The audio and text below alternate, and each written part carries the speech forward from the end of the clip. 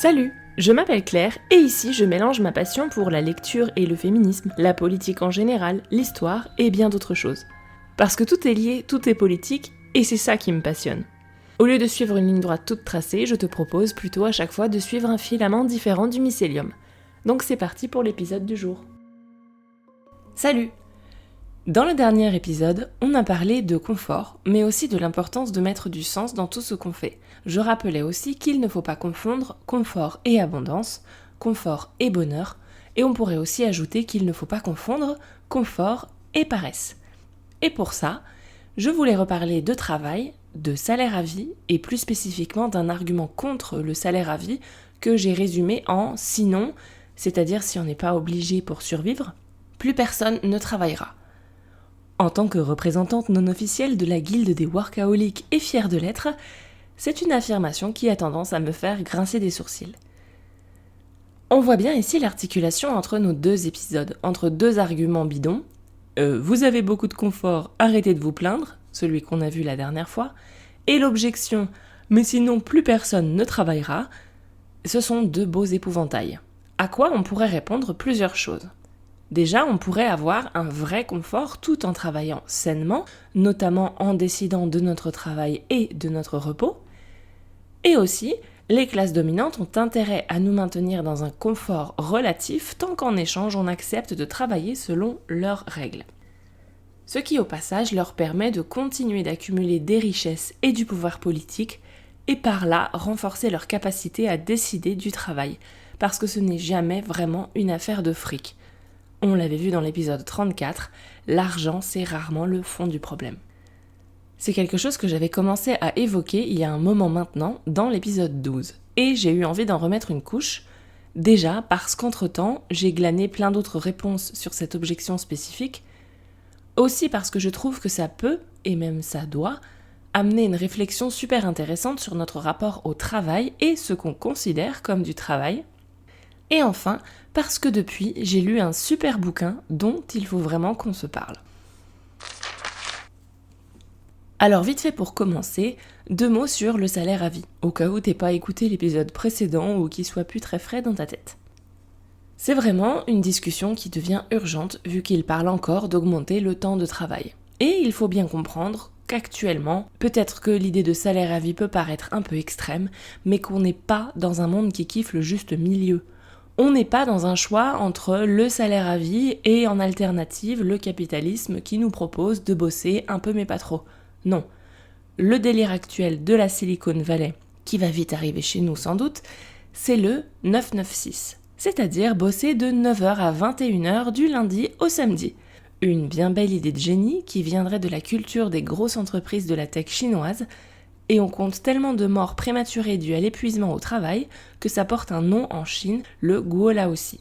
Et donc, on serait censé tous et toutes passer chaque heure du jour et de la nuit à bosser. Mais à faire quoi du coup, vu qu'ils automatisent tous les boulots au fur et à mesure ? Ça j'avoue, j'ai pas bien compris. Mais en tout cas, c'est sûr, pas de l'art, pas du créatif, pas des trucs marrants.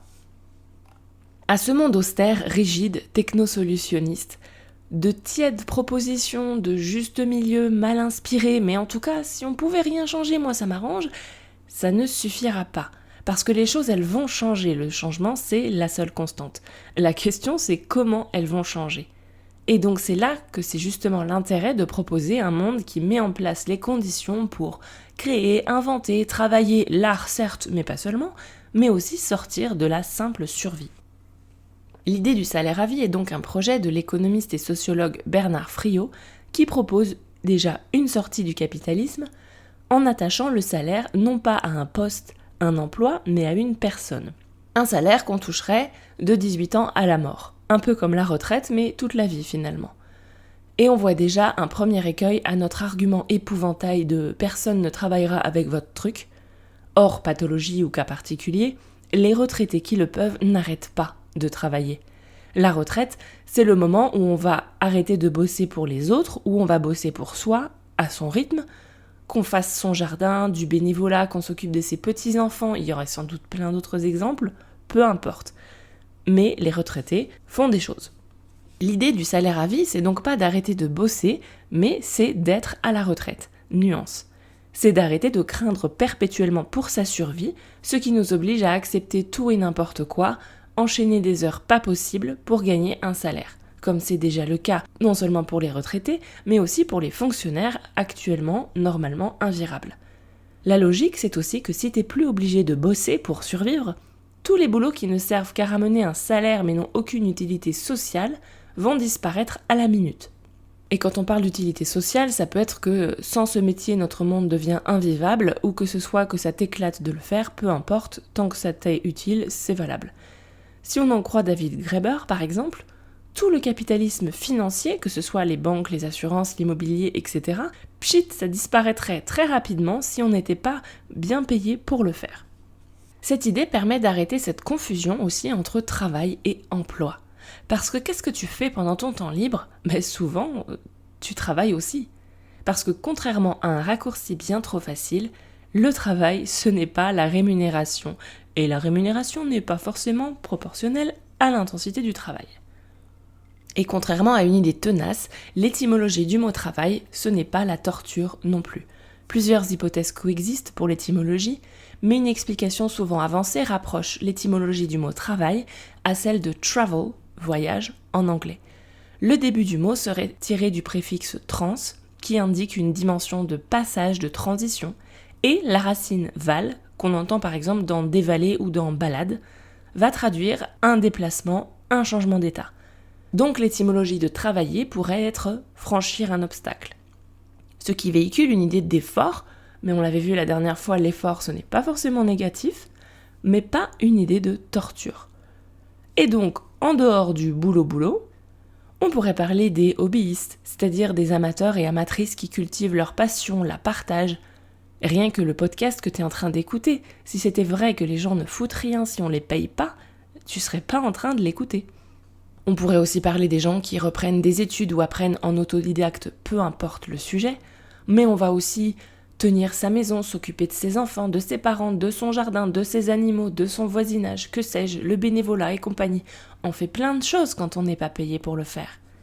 Et des fois aussi, on se repose, c'est vachement important aussi. On n'est pas des machines et c'est pas le but d'en devenir. Le 996 là, c'est peut-être bon pour les robots, mais pas pour les humains. L'humain n'est pas fait pour la régularité, les jours qui se suivent se ressemblent et l'absence de loisirs, faut arrêter. Les modalités de rémunération actuelles ne rémunèrent pas du tout le travail, ça c'est important aussi à comprendre. Je ne vais pas refaire le topo sur les problèmes notamment psychologiques que cause le travail actuellement, pour ça je te renvoie à l'épisode précédent, mais ce qu'on rémunère sous le capitalisme, c'est essentiellement le contrôle. Tu vas bien gagner ta vie si tu encadres, contrôles, fliques des gens, ou si tu as hérité, mais là on n'est plus pour du travail. Et pour les diplômes, c'est de moins en moins une garantie de bon salaire. Et après, on va te dire que si tu galères à boucler le mois, c'est parce que tu travailles pas assez. On pourrait continuer longtemps sur le sujet et je t'invite à écouter Bernard Friot en parler, mais un dernier mot sur le salaire à vie pour l'instant, c'est qu'il ne faut pas le confondre avec le revenu de base, qui lui ne remet pas forcément en question le capitalisme, ni même la question du contrôle du travail, dont on va se reparler juste après. Et il faut aussi voir les propositions qui sont avancées. En France, ça tourne souvent autour de 500 €. Alors c'est sûr que quand on galère, si on te dit tu vas recevoir 500 € de plus, c'est énorme. Mais c'est pas un salaire pour le niveau de vie dans ce pays, c'est un appoint. Et c'est là qu'on voit que donc dans cette modalité, le revenu de base est souvent avancé dans une optique de soutenir ou favoriser la consommation, la croissance.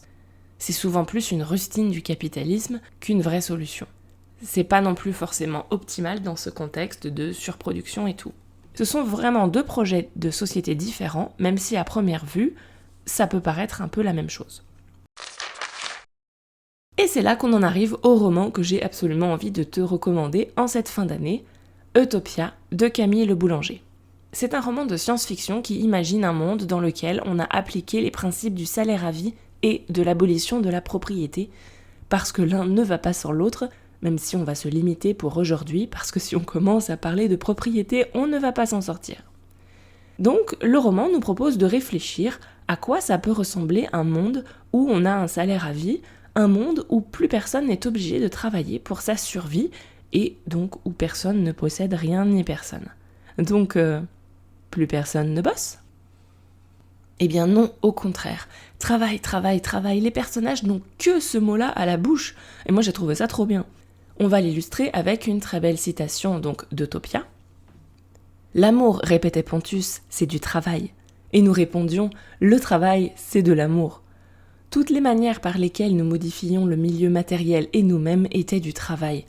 Toutes les manières dont nous nous aimions les uns les autres, les unes les autres, nous transformaient le monde autour de nous. Le travail, oui, c'était de l'amour. Une amour tournée vers le monde, vers tous les objets, tous les êtres, vivants ou non, qui le composaient pour en assurer la perpétuation et le bien-être. L'amour, c'était du travail, un travail de gestes, de paroles, de pratiques, qui faisait exister, mettait au jour les liens qui nous unissaient pour en assurer la perpétuation. J'aimais tous les sujets, tous les objets du travail, qu'il s'agisse d'un randonnion, d'un héliotrope, d'une déclaration de l'Assemblée. Je travaillais à tout ce que j'aimais, toutes celles et ceux que j'avais aimés et que j'aimais. La liste en serait trop longue. Fin de citation. Ah oui, et ce n'est pas pour me déplaire, l'auteur utilise l'écriture inclusive, lui il emploie le terme d'écriture non exclusive, avec notamment des accords de proximité et l'accord des participes présents au féminin, ce qui était très surprenant au début, mais très mélodieux et j'ai beaucoup aimé ce choix. J'avais trouvé ce livre très intéressant, même dans ses défauts, parce que forcément il y a quelques angles morts, le sujet est tellement vaste qu'il est difficile de penser à tout en un bouquin. Mais loin de le rendre détestable, ça donne juste envie éventuellement d'écrire le tome 2. Par exemple, le personnage ne rencontre des vieux que quand lui-même est vieux. Plus exactement, les vieux qu'il fréquente sont les gens qui ont vieilli avec lui. Où sont les vieux quand il est jeune ? C'est un peu dommage. Défaut classique de la science-fiction, on nous parle bien de l'effondrement du système dit propriétariste, donc le nôtre, mais sans aller plus en détail pour le reste. On est censé croire qu'on a du même coup anéanti le racisme, le sexisme, mais c'est jamais vraiment évoqué. D'où une question intéressante, est-ce que tout serait réglé avec la réorganisation du travail ? Sans doute pas, mais c'est certain que ça réglerait certains problèmes. Mais donc, ces angles morts, on va les appeler comme ça, restent intéressants en ce sens que ça nous invite à se demander, mais alors ok, mais on mettrait quoi à la place du coup ? Alors comment ça se passe ? Dans notre roman, notre histoire de salaire à vie. Je vais me limiter au sujet du jour, le travail, parce que le livre fait 900 pages, donc on pourrait y rester longtemps et parler de plein de sujets. On le disait, tout commence par l'abolition de la propriété privée. Alors, 2 mots quand même sur le sujet pour clarifier, il faut bien distinguer 2 choses. La propriété privée, dite lucrative, c'est celle qui permet de tirer un revenu, une rente, que ce soit quand on possède un outil de travail, un capital pécuniaire, donc de l'argent, des actions en bourse, un bien immobilier ou une voiture, quelque chose qu'on va louer pour en tirer un revenu. Et ce n'est pas la même chose que la propriété d'usage, ce qu'on consomme pour son usage personnel sans en tirer de revenus. Pour caricaturer un peu, personne ne propose de collectiviser les brosses à dents. Mais l'usine qui les fabrique, oui. Tout est mis en commun parce que tout le monde bénéficie, partout et tout le temps, du travail de tout le monde. Personne ne se fait tout seul, même pas les gros mascus qui le prétendent. On bénéficie toujours des inventions antérieures, du soin des autres qu'on a reçu, de ce qui a été fabriqué avant nous. Donc ça n'a aucun sens de dire « Ah ouais, ça c'est tout moi qui l'ai fait, donc c'est à moi ». Et dans le roman, on voit bien que dans cette logique, tout le monde travaille. Ce qui disparaît, ce n'est pas le travail, c'est les cadences infernales imposées, la peur de perdre son emploi et donc son moyen de subsistance, etc. Ce qui disparaît aussi, c'est la hiérarchie entre les tâches. Toutes les tâches sont importantes, et comme ça n'est plus dépendant du salaire, on n'est pas en train de chercher à savoir si tu mérites un meilleur salaire ou si ton travail est plus important. Tout est important, point. On a aussi, dans ce roman, la possibilité de choisir ce qu'on veut faire, en affectant les tâches en premier aux personnes qui ont envie de les faire. On va choisir son rythme de travail et aussi si on a besoin de changer de poste ou carrément de métier parce qu'on a fait le tour, si on a besoin de faire une pause plus ou moins longue, de bosser à mi-temps parce qu'on veut faire des études ou peu importe quoi, on peut. Autre concept important sans lequel rien n'est possible, que ce soit le salaire à vie ou n'importe quel projet de société, n'importe quel projet tout court d'ailleurs, c'est la responsabilisation. Le boulot est aussi fait parce que tout le monde est responsabilisé très tôt à cette mise en commun du travail. Dans notre société, on nous présente le travail comme une corvée, que donc tu vas esquiver à la première occasion forcément, que ce soit en se débinant ou en payant quelqu'un moins cher pour le faire à sa place, et c'est une habitude qu'on prend dès l'école. Si tu fais bien tes devoirs et que t'aimes ça, t'es une intello et c'est trop la honte. Le jeu de l'école, c'est d'en faire le moins possible. Là, c'est l'inverse. Est-ce qu'on va penser à son petit intérêt ou est-ce qu'on apprend dès l'enfance à penser à l'intérêt général, y compris aux générations futures ? Ça change beaucoup de choses. Une des propositions du salaire à vie, c'est aussi que les métiers les plus indispensables vont permettre de monter plus vite l'échelon des salaires, ce qui peut inciter à les faire si on veut gagner plus. Mais dans tous les cas, même à l'échelon de salaire le plus bas, personne ne manque de rien. Le narrateur dans le roman gagne même régulièrement trop, parce que le salaire n'est pas le seul moyen de subsistance. Il y a aussi l'entraide, les potagers collaboratifs pour la nourriture, etc. Notons aussi que la différence n'est pas colossale entre le premier et le dernier échelon, et d'autres théoriciens vont même proposer carrément de payer tout le monde pareil quoi qu'on fasse, ce qui est encore une autre histoire, mais ça calmerait aussi direct toutes les choses qu'on ne fait que par appât du gain, et pas parce que c'est utile ou autre chose. Personne ne s'arrête de travailler non plus parce qu'il y a toujours autant de boulot à faire. Même si on a viré le superflu, on a aussi viré notamment le présentéisme, les tâches inutiles, compagnie. Mais on prend à la place le temps de faire les choses bien. Le monde d'Utopia aborde aussi la question de l'environnement, et nos personnages participent aussi à rénover et dépolluer les constructions humaines du monde d'avant, donc le nôtre, ce qui prend du temps aussi. Les personnages raisonnent en termes d'impact humain, et si ça prend plusieurs mois de plus de faire quelque chose à la main que de faire intervenir une machine, mais que ça baisse l'impact humain, on le fait. C'est pas grave, on a le temps. Et dernier point, j'ai trouvé très intéressant de voir à certains moments de sa vie que le héros se noie complètement dans le travail alors que personne ne l'y oblige. Il le fait, par exemple, pour fuir ses difficultés psychologiques ou le fait qu'il est complètement paumé. Aujourd'hui non plus, on ne travaille pas que pour produire et survivre. Travailler apporte d'autres choses. C'est pour ça que oui, les gens continueront de bosser. Parce que ce qu'il faut bien comprendre, c'est que personne n'est en train de parler d'abolir le travail. C'est pour ça que cette objection est un épouvantail. Le travail est fondamental pour la réalisation de l'humain. Et c'est pour ça que c'est complètement faux de dire que plus personne ne travaillera si on n'est pas obligé. Mais il faut être réaliste. Tel qu'il se fait aujourd'hui et pour la majorité des gens, le travail est de moins en moins notre mode de réalisation de soi. C'est de plus en plus une punition. Et donc justement, il est temps de lui redonner un sens, pas le supprimer. Il faut plus de temps pour faire une tâche de manière écolo, respectueuse des gens qui la font, pour avoir un produit de qualité, etc., que de faire de l'industriel à la chaîne en qualité inférieure ou de l'agriculture intensive en ayant recours à des esclaves ou quasi-esclaves, des polluants, etc. Il faut plus de temps pour écrire un épisode de podcast soi-même que de demander à un logiciel de plagiat, je crois que vous appelez ça de l'intelligence artificielle, de régurgiter ce que d'autres ont fait avant soi. Mais ça en vaut quand même la peine si le but c'est de faire de la qualité, ou alors d'apprendre, de progresser, etc.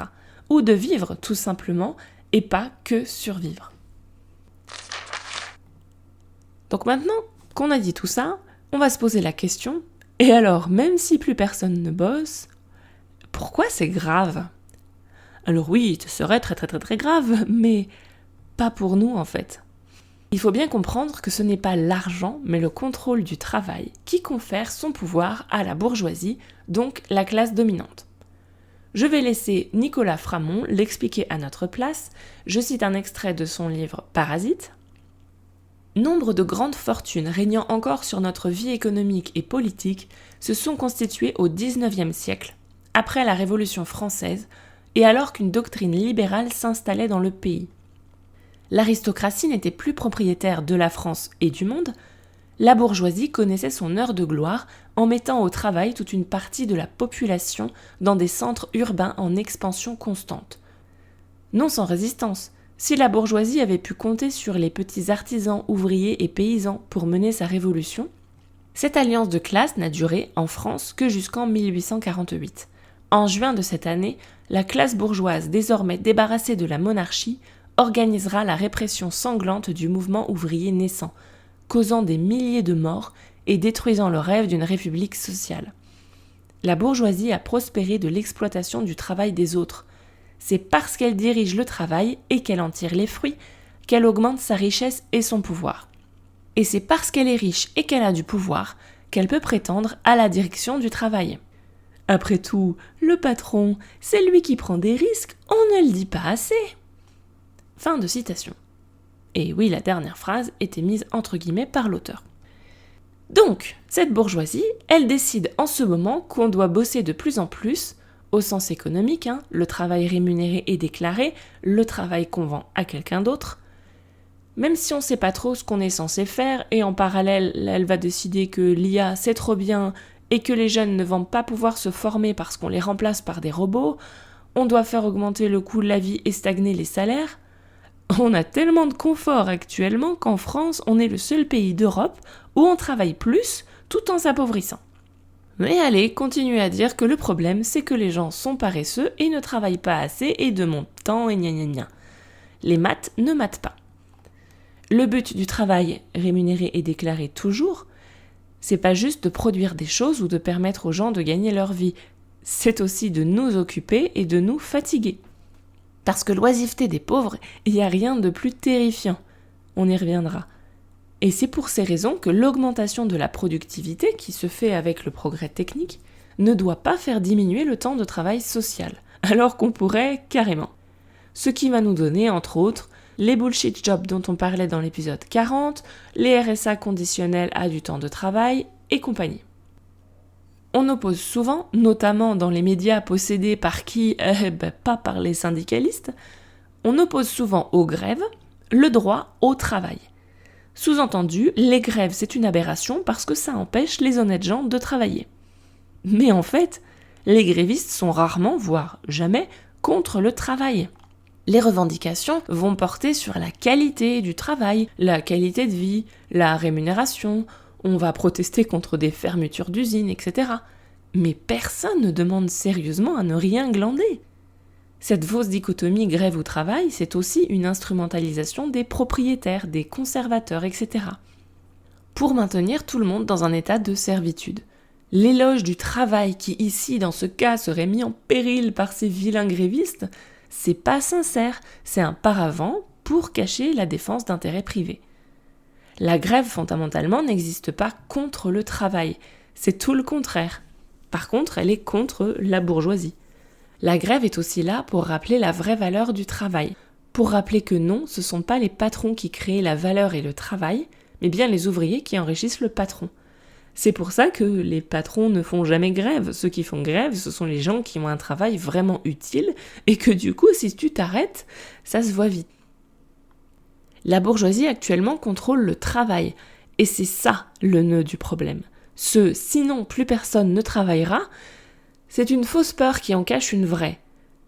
Si les gens décident, la bourgeoisie ne pourra plus contrôler le travail et donc elle perdra son pouvoir.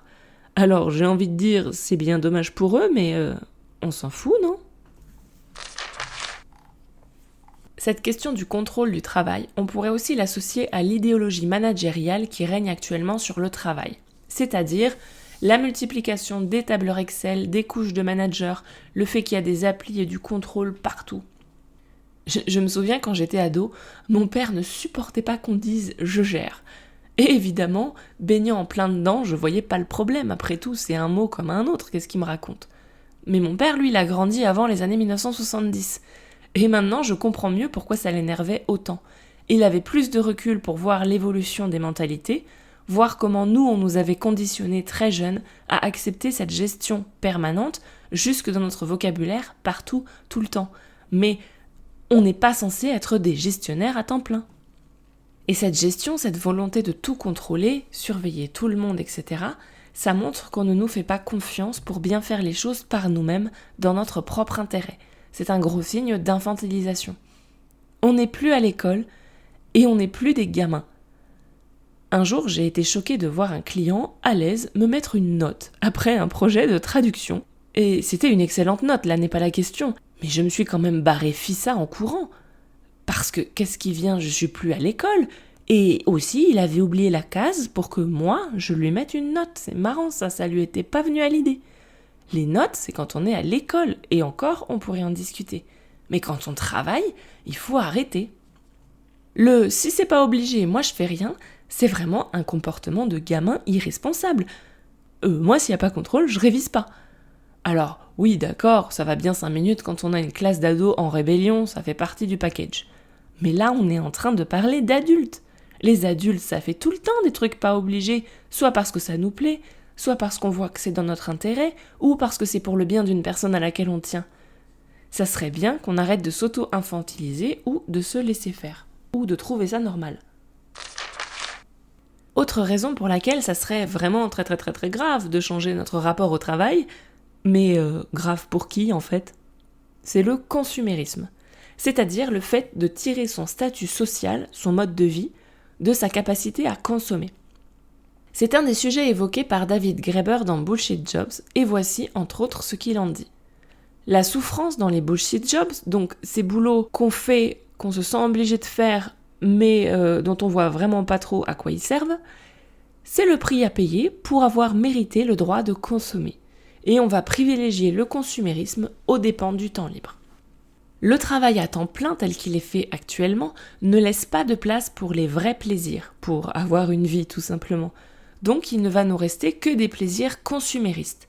Et on les reconnaît au fait qu'ils sont facilement découpables. Ce n'est pas la même chose de regarder un épisode de série dans son canapé ou d'aller voir un film au cinéma. Ce n'est pas la même chose de manger un repas livré à domicile plutôt que de cuisiner un repas fait maison, etc. Et il conclut que sans les bullshit jobs et les autres boulots qu'on se force à faire pour toucher son salaire, la société de consommation s'effondrerait. Là encore, on peut voir que ça embêterait certaines personnes, mais pas forcément la majorité. Mais on a internalisé la croyance qu'on a besoin de bosser énormément et de gagner beaucoup de sous pour pouvoir s'acheter plein de trucs, parce que notre valeur va dépendre de notre capacité à consommer. Je me souviens quand on était gamine, on n'avait pas les chaussures de marque et compagnie, et c'était la honte. Il y a aussi un genre de virilisme avec ça, pour prouver qu'on est capable de bosser plus que le voisin. Productivité et masculinité vont souvent ensemble. Donc c'est pas juste une question de productivité économique. Il y a une dimension culturelle et sociale à cette volonté de bosser plus que de raison. On va parler aussi en anglais de hustle culture, une culture qui va promettre le fait de trimer en permanence. Donc c'est important de comprendre qu'on n'est pas uniquement sur une question de pragmatisme productiviste, mais sur un problème identitaire. Il peut y avoir aussi une fierté à bosser beaucoup. Ce changement de mode de vie que propose le salaire à vie implique de trouver sa valeur ailleurs que dans la productivité à outrance et la loi du plus fort qui permet de savoir où on se place dans la hiérarchie. Et c'est vraiment un point à prendre en compte pour comprendre une partie de cette objection, parce que ça cache aussi pour certaines personnes une vraie peur. Je suis qui, moi, si je suis pas celui qui a une plus grosse bagnole que le voisin ? L'autre enjeu qu'il y a avec notre rapport actuel au travail, c'est celui de la passivité et de l'anesthésie. Quand j'étais ado, il y avait une chanson d'Aldebert qui m'avait collé une crise existentielle avant même de mettre un orteil sur le marché du travail. C'était la chanson Vivement la fin, et dont le refrain c'était « Et non, je ne vais pas chanter, je vais t'épargner ça ». Vivement 10h, vivement midi, vivement 5h, vivement samedi, vivement la paye, vivement demain, vivement la retraite, vivement la fin. En ce moment, le travail, pour beaucoup, c'est plutôt un mauvais moment à passer en attendant les périodes de loisirs. Mais ces périodes de loisirs, elles ne sont pas non plus choisies. On nous les impose, on doit les mériter, etc. On retrouve ici cette idée de sens, et donc plutôt de perte de sens que j'évoquais à la fin de l'épisode précédent. Cette perte de sens, elle passe aussi par la parcellisation des gestes, de la production, entre autres par la rationalisation, la mécanisation du processus de travail, l'automatisation, mais aussi la séparation de plus en plus grande entre nous et ce que nous produisons. Le but du salaire à vie, ce n'est pas la paresse ou l'oisiveté ou que sais-je. C'est une étape essentielle pour reprendre le contrôle, le sens sur le travail. La liberté, ce n'est pas la passivité. C'est quelque chose dont parle Guy Debord dans La Société du spectacle. Il nous disait notamment, dès 1967, je cite, « Ainsi l'actuelle, il met des guillemets, libération du travail, l'augmentation des loisirs n'est aucunement libération dans le travail, ni libération du monde façonné par ce travail. » Et il dit plus loin, « Il ne peut y avoir de liberté hors de l'activité. Et dans le cadre du spectacle, toute activité est niée. C'est aussi chez cet auteur que j'avais trouvé cette idée de survie augmentée et de privation devenue riche dont on a parlé la dernière fois. Oui, on a une abondance, mais on a une abondance qu'on nous redonne au compte-gouttes et seulement si on est sage. Un confort par la soumission seulement. Cette idée que la survie, ça doit se mériter. Et cette soumission se fait dans la passivité, si possible à rester regarder la télé tranquille chez soi en consommant des trucs. Si je dis liberté et travail dans la même phrase actuellement, le seul truc que ça va nous évoquer, c'est Auschwitz. Et on voit bien qu'il y a un problème ici. À cette vision des choses comme quoi le travail, c'est la soumission, la passivité et l'anesthésie, notamment devant le spectacle, la télévision et tout ça, on va opposer l'idée que pouvoir boire, manger à sa faim et avoir un toit sur la tête, de quoi se chauffer, mais aussi avoir le droit de travailler pour se réaliser, tout ce que permet le salaire à vie, ça pourrait être revendiqué comme un droit fondamental. Et donc la deuxième grande question du jour, c'est « Mais en fait, pourquoi on s'en fout de cet épouvantail ?» On l'a dit, l'idée n'a jamais été de ne rien faire du tout de ces journées, misère, quelle horreur, mais de réfléchir au rôle que le travail joue dans notre vie actuellement et celui qu'il pourrait jouer. Le problème de cette vision cynique des choses, c'est qu'on présume que l'humain est un parasite paresseux par nature. Et la paresse, c'est connu, c'est pas bien du tout. L'oisiveté, c'est mal vu, c'est même la mère de tous les vices. Par contre, j'ai appris ça en écrivant l'épisode, l'adage est tronqué. L'oisiveté est la mère de tous les vices, mais il y a une suite. Et la suite, c'est « mais l'excès de travail est le père de toutes les soumissions ». Et ça change tout, hein. Enfin, la paresse, c'est mal, sauf si tu viens d'une famille très riche, là, ça va. Et c'est là que ça se joue. Qui a le droit d'être oisif ? Oui, au masculin du coup ? Mais oui, parce qu'il en faut des oisifs. Sans oisiveté, pas de philosophie grecque. Dans la Grèce antique, on séparait ceux qui travaillent et ceux qui vivent. Et c'est l'oisiveté qui permet notamment la philosophie. La paresse, c'est mal vu pour les pauvres. Chez les aristos, au contraire, c'est travailler qui était mal vu. La critique de la paresse, elle vient de la bourgeoisie qui a besoin de notre travail.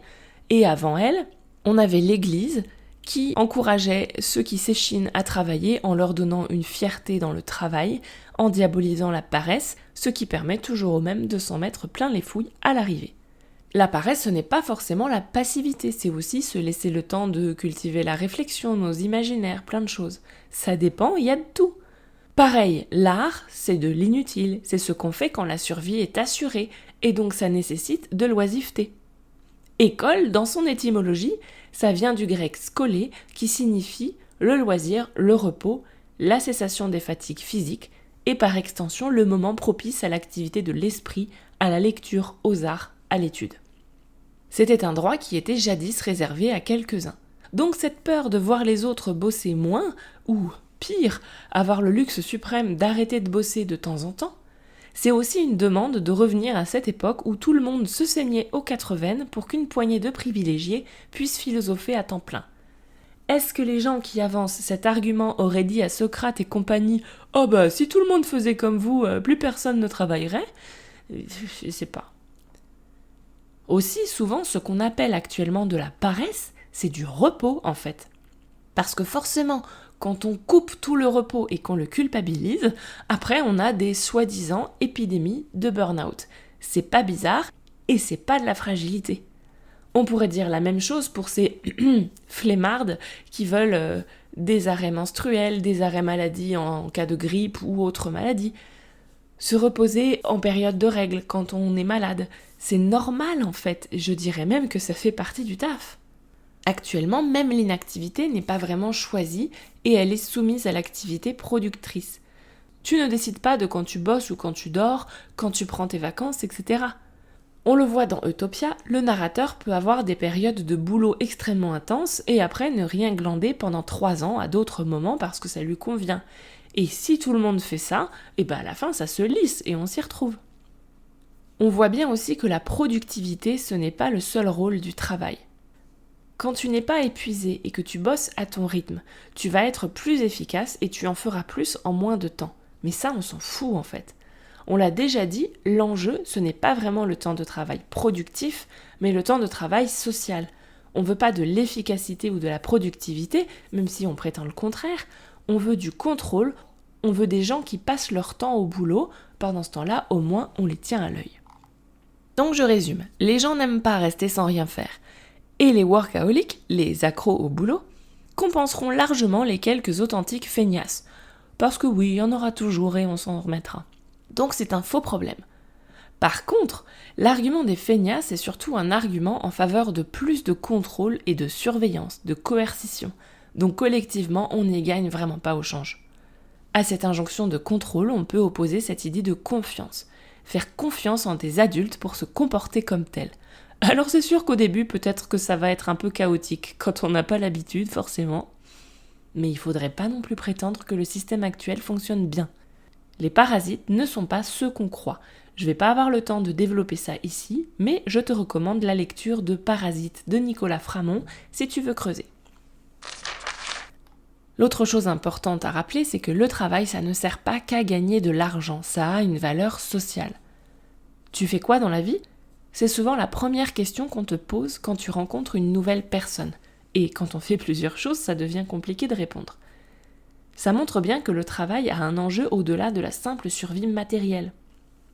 Je voulais aussi revenir 2 secondes sur le cliché du chômeur, qui n'est pas une chômeuse d'ailleurs, qui passe son temps devant la télé dans le canapé. S'il peut arriver que ça se vérifie dans la pratique, et encore, est-ce que c'est vraiment si fréquent que ça ? Ce n'est pas forcément une question de paresse. C'est peut-être aussi rattaché au fait que le chômage, c'est psychologiquement très difficile dans cette société où on est censé s'accomplir avec le travail rémunéré, en particulier les hommes. Et donc ça peut induire par exemple un état dépressif si on te prive de la possibilité de gagner un salaire. Mais dans ce cas-là, c'est le chômage et pas l'oisiveté qui pose problème. Dans un monde où le travail n'est pas une injonction toute puissante, où on peut se réaliser autrement, dans un monde où le chômage n'existe pas parce qu'il y a toujours quelque chose à faire, le chômage n'est plus un problème. C'est là qu'on peut rappeler au passage que beaucoup de maladies psychologiques sont relatives, contextuelles, voire culturelles et pas du tout absolues. L'enjeu, c'est aussi de décentrer l'économie et aussi l'utilitarisme. Arrêter de tout regarder sous le prisme de « est-ce que ça peut me rapporter quelque chose de concret ?» Et pour reprendre le contrôle sur le travail, ça concerne aussi l'apprentissage. Apprendre des trucs, c'est aussi du travail. Un travail que dans l'idéal, il faudrait d'abord faire pour soi, en ayant confiance en le fait qu'après, ça bénéficiera aussi aux autres d'une façon ou d'une autre. C'est quelque chose dont parle la philosophe Martha Nussbaum dans Les émotions démocratiques. Elle montre comment l'enseignement des arts et des sciences humaines permet de développer la créativité, l'esprit critique, l'empathie, la capacité à réfléchir, plein de choses comme ça. Ce qui est excellent pour la démocratie, mais mauvais si on veut une population docile. On retrouve encore cette idée de soumission. Et qu'est-ce qu'on valorise à l'école et aussi pendant les études supérieures ? Les trucs pragmatiques qui ont des débouchés. Or, toutes les disciplines, normalement, ont quelque chose à nous apporter. Mais, dans notre monde, toutes les disciplines ne permettent pas de rapporter un salaire après. Les neurosciences ont démontré qu'on peut apprendre à tout âge, mais on fait tout pour nous dégoûter de l'école, en faire un passage obligé dont on essaye de se débarrasser le plus vite possible. Vivement 10h, vivement midi, vivement 5h, vivement samedi. Et on veut ne plus jamais avoir à y retourner. Donc on renonce, sans le savoir, à cette possibilité d'être d'éternelles apprenantes. Autre distinction importante, ce n'est pas la même chose de mettre ses apprentissages au service des autres et mettre ses apprentissages au service de l'économie. Cette crise de l'éducation dont parle Martha Nussbaum, c'est-à-dire quand l'éducation focalise à l'excès sur les filières pragmatiques, celles qui ont des débouchés, elle n'est qu'empirée par la limitation de l'accès à la fac, Parcoursup. Le problème des prêts étudiants, des bourses insuffisantes, des boulots alimentaires qui bouffent le temps d'études. La question du salaire à vie, elle permettrait aussi de traiter enfin le boulot étudiant comme le travail qu'il est. C'est quelque chose qu'on voit aussi dans Utopia. La scolarité n'est pas basée sur la compétition, mais l'entraide et la responsabilisation dès la petite enfance. Et à l'université, on n'a pas de cloisonnement entre les matières. On suit les cours qu'on veut, à son rythme, tout au long de la vie si on en a envie. Il n'y a pas une pression de finir ses études rapidement pour entrer sur le marché du travail, vu qu'on y est déjà, ni la pression d'être le premier de la classe pour être sûr d'avoir un boulot à la sortie. Donc certains vont étudier à mi-temps et vont faire autre chose en parallèle parce que rien ne presse. On peut s'arrêter, reprendre, etc. Changer de filière comme on veut. On apprend pour apprendre, pas parce que notre survie dépend du bon choix de carrière et d'avoir des opportunités qui se présentent pas forcément toujours d'ailleurs. On apprend et après on voit ce qu'on fait si on en fait quelque chose. On peut aussi apprendre pour apprendre. Et on va finir sur là où on s'était arrêté la dernière fois aussi, sur cette histoire de quête de sens. Sur le fait que le confort, c'est pas la facilité, l'effort, c'est pas forcément mal. Et je vais remettre une couche sur cette fausse dichotomie entre travail et plaisir. Le contraire du plaisir, c'est pas le travail, c'est l'ennui. On retombe sur le problème de la rentabilisation de tout le temps, y compris pour les études, mais pas seulement. Et la rentabilisation, c'est pas forcément la quête de sens.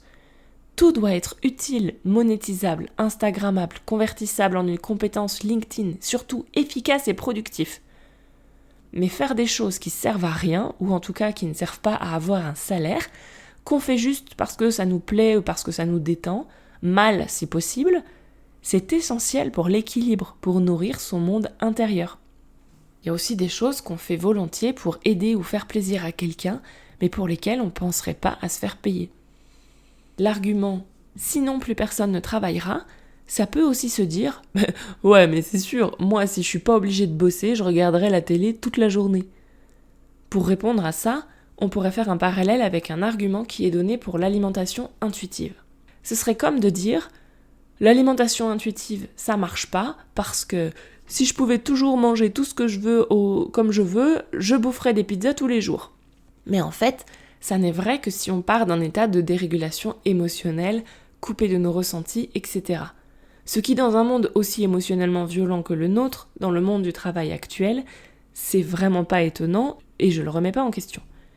Mais déjà, on se lasserait sans doute de bouffer des pizzas tous les jours. Moi, dès le premier jour, puisqu'il est temps que je sois honnête, la pizza, j'aime pas trop ça de toute façon. Oui, je sais. Je sais pas si toi aussi, quand t'étais gosse, tu te disais « quand je serai grande, de toute façon, je ferai » et insérer un truc interdit par les parents, c'est gros relou.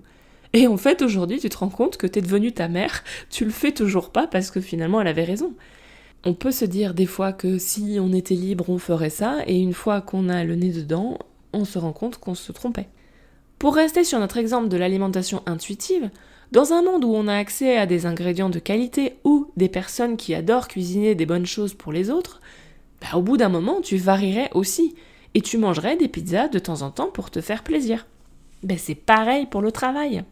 Là, si demain je te laisse le choix en te disant « t'inquiète, les factures seront payées, la retraite, tout ça, c'est bon », c'est sûr, t'auras peut-être envie de glander dans le canapé, moi aussi.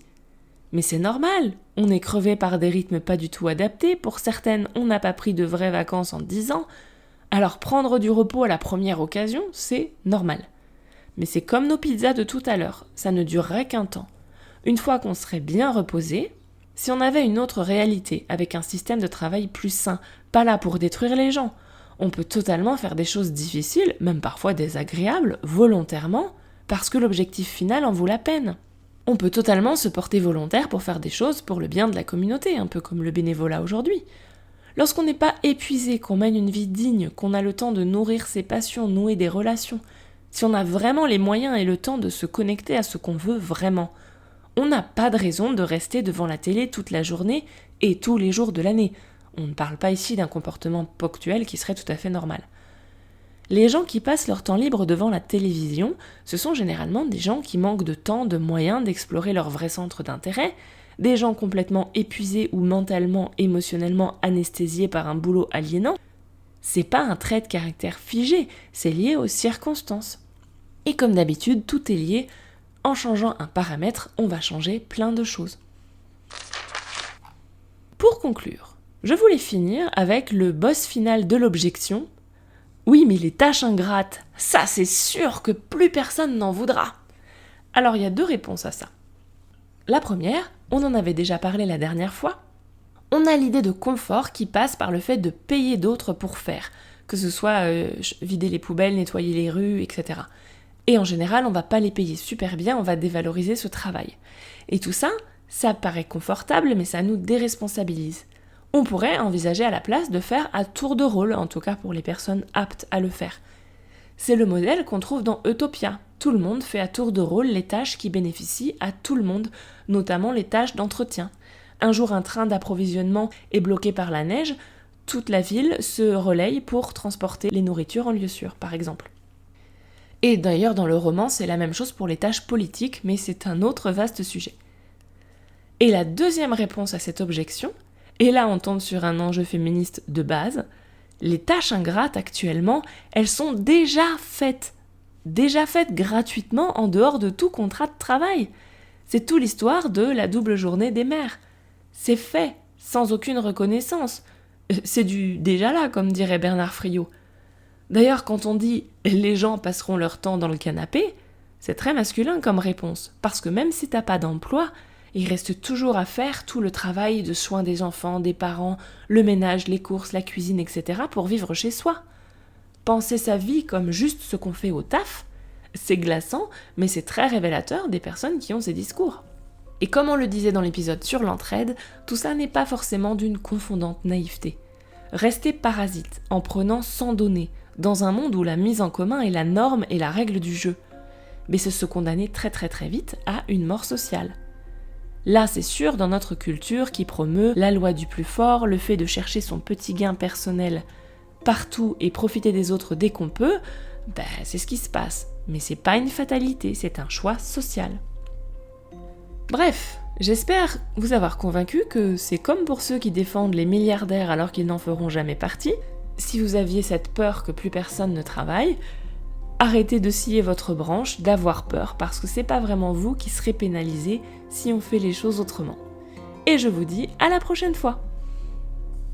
M'ont inspiré pour cet épisode les nombreuses interventions de Bernard Friot, je t'en mettrai une en description, Utopia de Camille Le Boulanger, Parasite de Nicolas Framont, La Société du spectacle de Guy Debord, Les émotions démocratiques, comment former le citoyen du XXIe siècle de Martha Nussbaum, Bullshit Job de David Graeber et Rêver l'obscur, Femmes, magie et politique de Starhawk.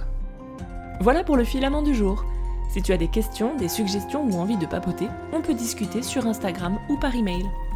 Tu peux soutenir le podcast sur Tipeee, ce qui m'aidera à couvrir mes coûts, oui, acheter des livres, mais aussi des croquettes pour mes 5 chats. Et sinon, tu peux lui mettre 5 étoiles pour aider d'autres à le découvrir. Merci beaucoup!